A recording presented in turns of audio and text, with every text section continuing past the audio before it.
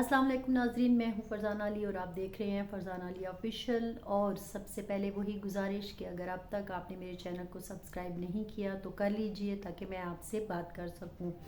آج جو میں بات کرنے جا رہی ہوں وہ کل کی جو ایک پریس کانفرنس تھی، طویل ترین press conference, lieutenant general DGISPR lieutenant general Ahmed Sharif Chaudhry صاحب کی، اس کے متعلق میں بات کرنا چاہوں گی۔ اس میں بہت ساری چیزیں جو ہیں وہ ڈسکس کی گئیں اور اسپیشلی فوکس تھا کاؤنٹر ٹیررزم اور ٹیررزم پر، اور 2025 میں ٹیررزم کے حوالے سے یا ٹیررزم سے ریلیٹڈ جو کچھ پاکستان میں ہوا اور خاص طور پر خیبر پختونخوا اور بلوچستان میں ہوا، کیونکہ جو ہمارے ہم سامنے فیکٹس اینڈ فگر رکھے گئے تھے وہ وہی تھے کہ اس میں زیادہ جو واقعات ہوئے ہیں، آپریشن ہوئے ہیں،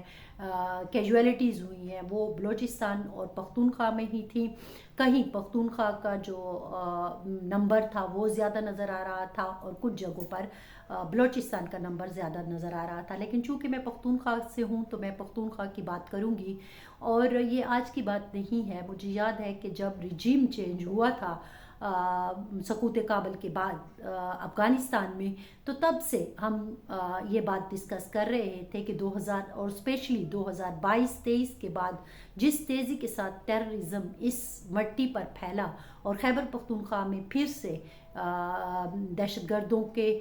ٹھکانے بننے شروع ہوئے اور ان کی ایکٹیویٹیز بڑھنے لگ گئیں، کیجویلٹیز سامنے آنے لگ گئی، تو مجھے یاد ہے اسپیشلی جب میں 2024 کی بات کرتی ہوں تو ہم اکثر کہا کرتے تھے اپنے تجزیوں میں، تبصروں میں، گفتگو میں چونکہ ایک پوڈ کاسٹ بھی کرتی ہوں فرنٹ لائن پاکستان کے نام سے، اور اس کا پورا فوکس اسی انتہا پسندی، دہشت گردی یا فرنٹ لائن میں پچھلے 40 سال سے یا 45 سال سے ہونے والے واقعات پر ہی وہ فوکس ہوتا ہے، تو ہم اکثر کہتے تھے کہ یہ جو دہشت گردی بڑھ رہی ہے تیزی سے، اور پھر وہ جو ہم نے ایک بیانیہ بنایا تھا سقوط کابل کے بعد وہ ٹھیک نہیں تھا، اور اس کے بعد جو کچھ اقدامات ہوئے اس وقت کے جو رجیم تھی اس نے کیے، وہ پاکستان کے اندر جو ایک حکومت تھی یا پاکستان کے اندر جو ریاست کے نمائندے تھے یا فورسز کے جو نمائندے تھے، جس میں فیض حمید صاحب کا بھی نام لیا جاتا ہے اور باجوہ صاحب کا بھی نام لیا جاتا ہے، کہ جو سیاستدانوں کو بلا کر یا اس وقت کی حکومت کو جو بریفنگ دیا کرتے تھے کہ اگر ہم اس طرح کر لیں تو یہ ہو جائے گا، اور اگر ہم جو ہمارے لوکل ٹیررسٹ گروپ تھے ان کو ریہیبلیٹیٹ کر لیں یا ری سیٹل کر لیں، اور اس طرح کی چیزیں مسلسل میں اپنی پوڈ کاسٹ میں ڈسکس کرتی رہی ہوں، جس کے نتائج جو ہیں وہ ہمیں بھگتنے پڑیں گے، اور وہی ہوا۔ آج ہم اس کے نہ صرف ہم تو خیر پختونخوا کے لوگ اس کے نتائج بھگت رہے ہیں، لیکن جو بھی بریفنگ ہوتی ہے، جو بھی ریاستی معاملات آتے ہیں یا سیاستدانوں کی آپس میں چپکلیشیں ہوتی ہیں، تو اس میں ایک دوسرے کے اوپر جو ہے اس وقت کے جو فیصلے تھے اس کا ملبہ ڈالنے کی کوشش کی جاتی ہے، اور کل بھی یہی ہوا کہ عمران خان صاحب کے حوالے سے جو گفتگو سامنے آئی اس میں سارے کا سارا ملبہ اٹھا کر عمران خان صاحب پر ڈال دیا گیا، کہ چونکہ خان صاحب یہ چاہتے تھے اور وہ ایک نرم گوشہ رکھتے تھے اور ہر وقت کہتے تھے بات کرنی ہے، لیکن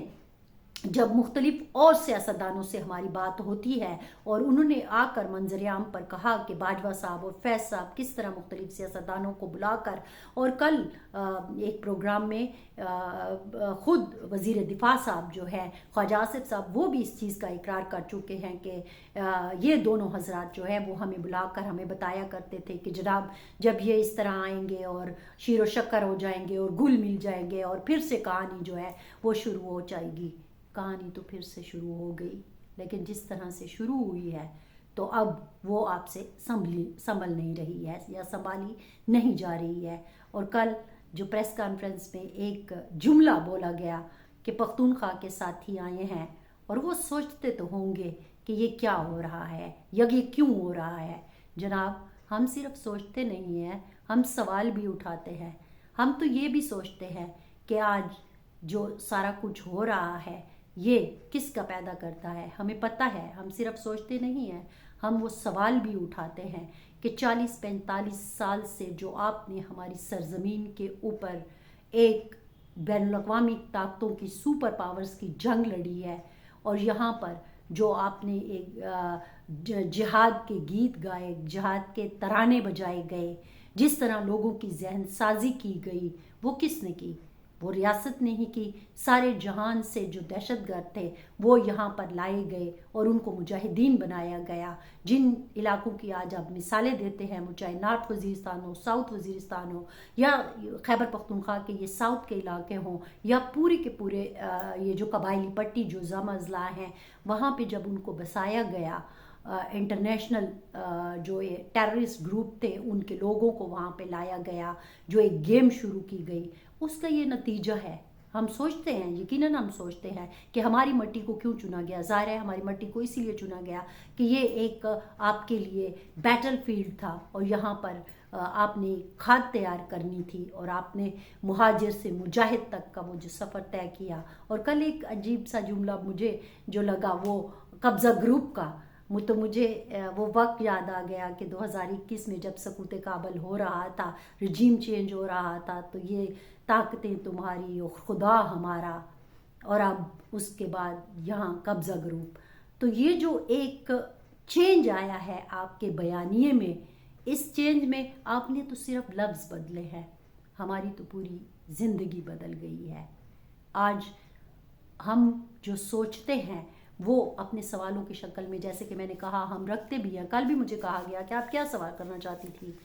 سوال ایک تو نہیں ہے، سوال تو بہت زیادہ ہے جو اکثر میں پوچھتی رہتی ہوں۔ اور ہم تو یہ بھی سوچتے ہیں جناب کہ یہ جہاں پہ جو دہشت گرد تھے، ٹی ٹی پی کس نے بنائی؟ یہ دہشت گرد کہاں سے آئے؟ آسمان سے تو نہیں اترے تھے۔ چلو وہ 80 کی دہائی کا جو ہوا وہ آپ نے لپیٹ لیا، پھر مشرف صاحب آئے، انہوں نے کوئی اور گیم کھیلی، وہ بھی آپ نے لپیٹ لیا۔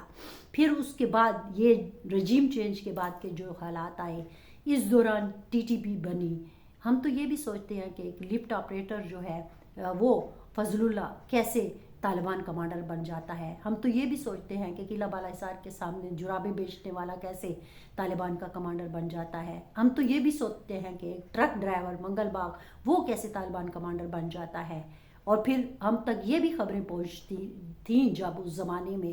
کہ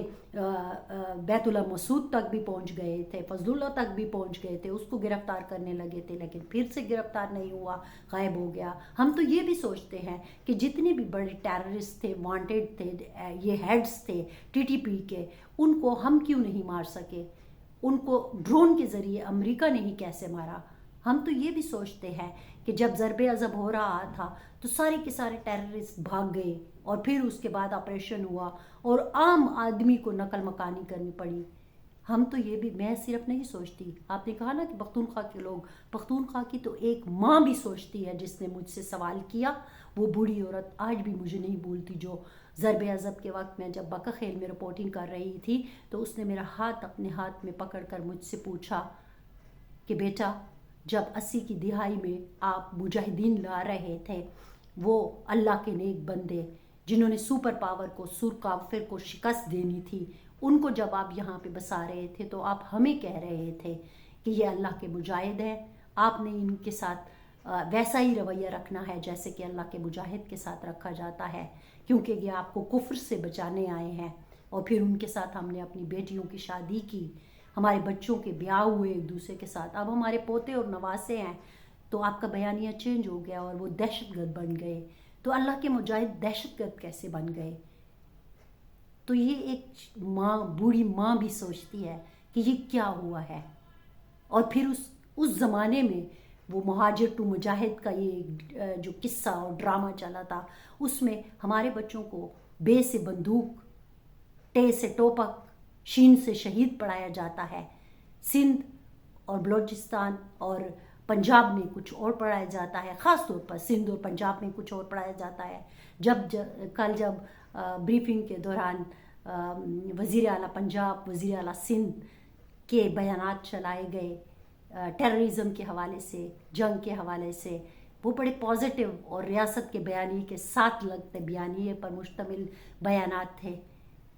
تو پھر میں تو واقعی سوچ رہی تھی نا، ظاہر ہے ان کو تو بے سے بندوق نہیں پڑھائی گئی، ان کے بچوں کو تو ٹے سے ٹوپک نہیں پڑھائی گئی، شین سے شہید نہیں پڑھایا گیا،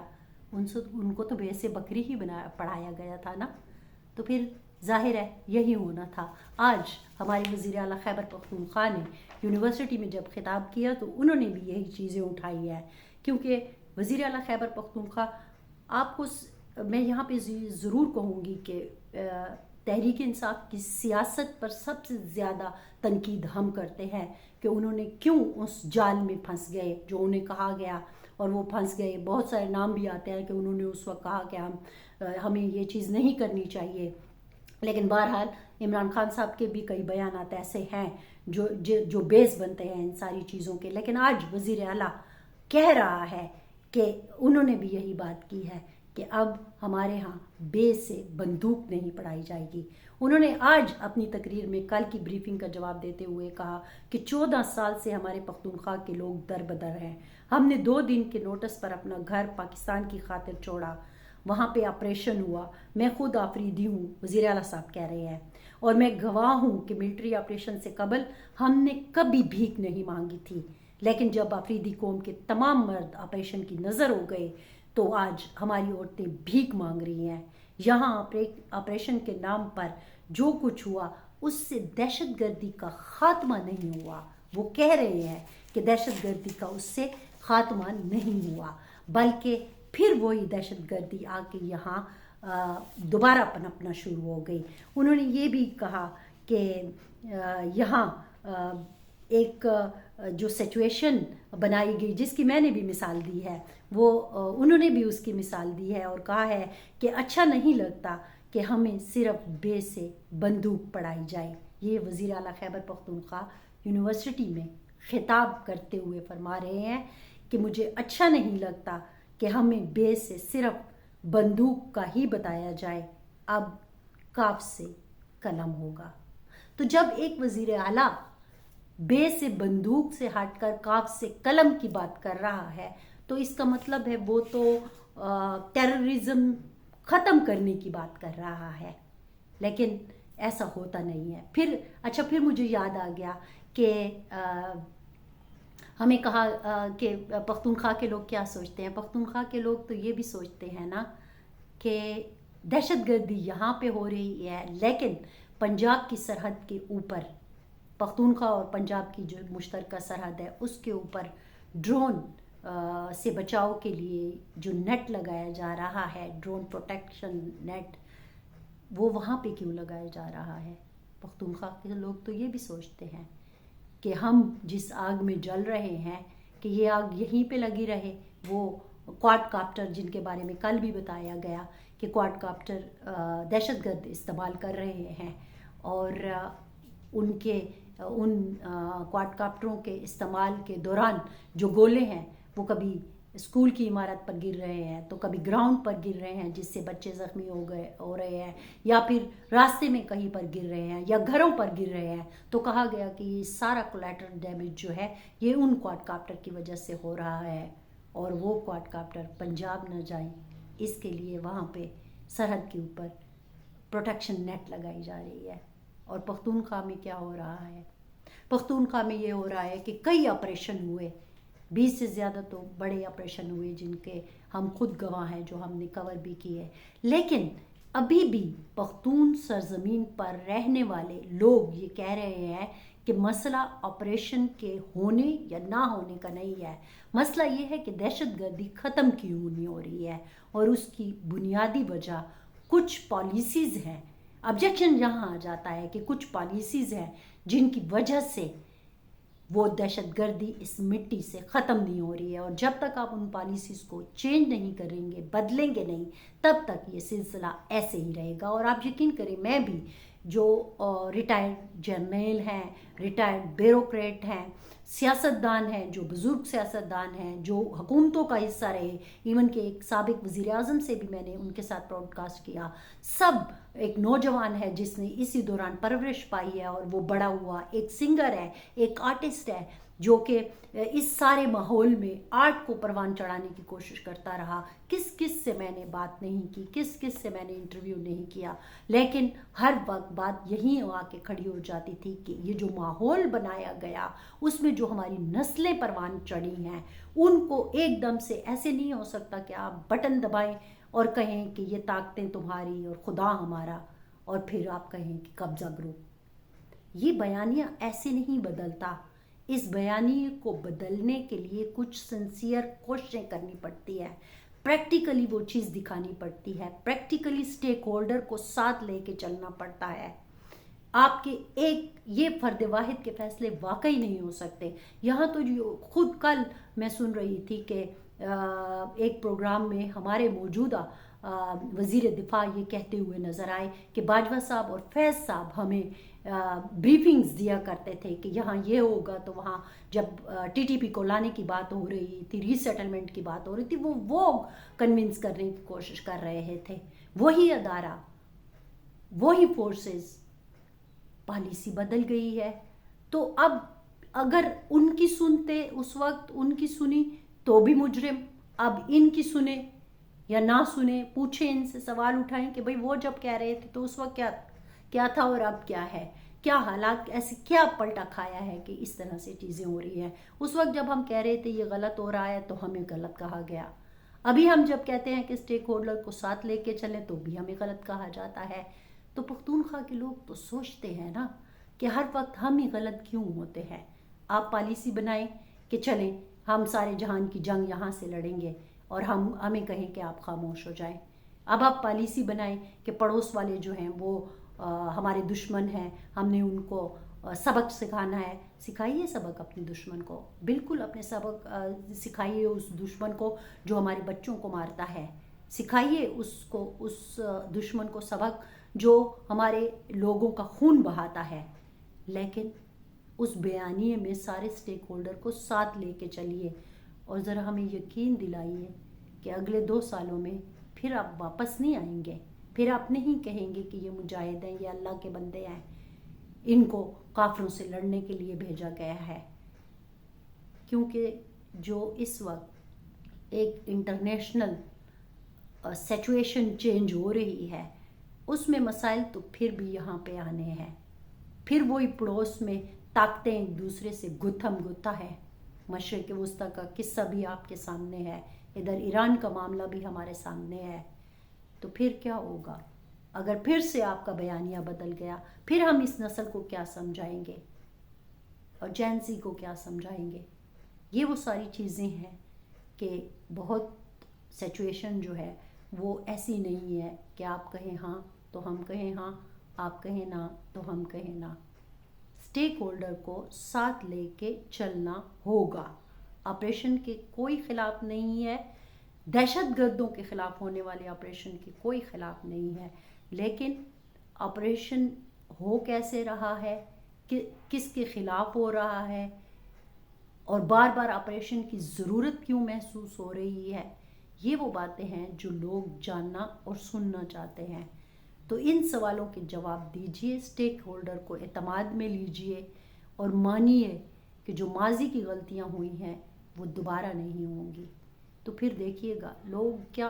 سارا پاکستان آپ کے ساتھ کھڑا ہوگا۔ اس میں آپ کو پھر صرف 3 وزرائے اعلیٰ کی ویڈیو نہیں چلانی پڑے گی جو آپ کے ساتھ کھڑے ہیں، 4 صوبے ہیں تو 4 وزیر اعلیٰ جو ہیں یا وزرائے اعلیٰ آپ کے ساتھ ہوں گے، لیکن یہ تو بتانا ہوگا نا کہ غلطی اصل میں کس کی تھی۔ سارا بوجھ سیاستدان نہیں اٹھا رہے اب کے بعد، سب کو مل کے یہ بوجھ اٹھانا ہوگا جو غلطیاں ہم نے کی ہیں۔ ہماری طرف سے اتنا ہی، فرزانہ علی کو دیجیے اجازت، اللہ حافظ۔